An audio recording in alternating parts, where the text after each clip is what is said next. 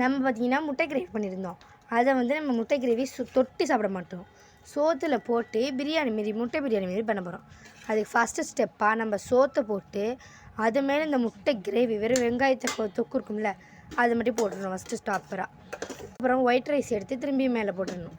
எடுத்து அந்த தொக்கை மேலே தடவிடணும். நாங்கள் ஒரு 3 பேருக்கு ஒரு 4 பேர் சமைக்கிற மாரி செஞ்சுருக்கோம். எடுத்து அது மேலே ஃபுல்லாக டாப்பராக அப்ளை பண்ணி வச்சிடணும். இது 2 லேயரை நம்ம வச்சுருக்கோம். திரும்பி தொக்கெடுத்து திரும்பி மேலே போட்டு வச்சிடணும். அடுத்த வரைக்கும் இருக்குது. நாங்கள் கொஞ்சோடு எடுத்து வச்சுப்போம். அதை பார்த்திங்கன்னா சட்டியில் போட்டுப்போம். இப்போ ஃபுல் அண்ட் ஃபுல்லு அதை நல்லா மிக்ஸ் பண்ணிக்கலாம். அடியிலேருந்து ஃபுல்லாக மேலே தூக்கி போட்டு நல்லா கிண்டிக்கலாம். எல்லா முட்டையும் எடுத்து போய் வரிசலாக அரேஞ்ச் பண்ண வேண்டியதுதான்.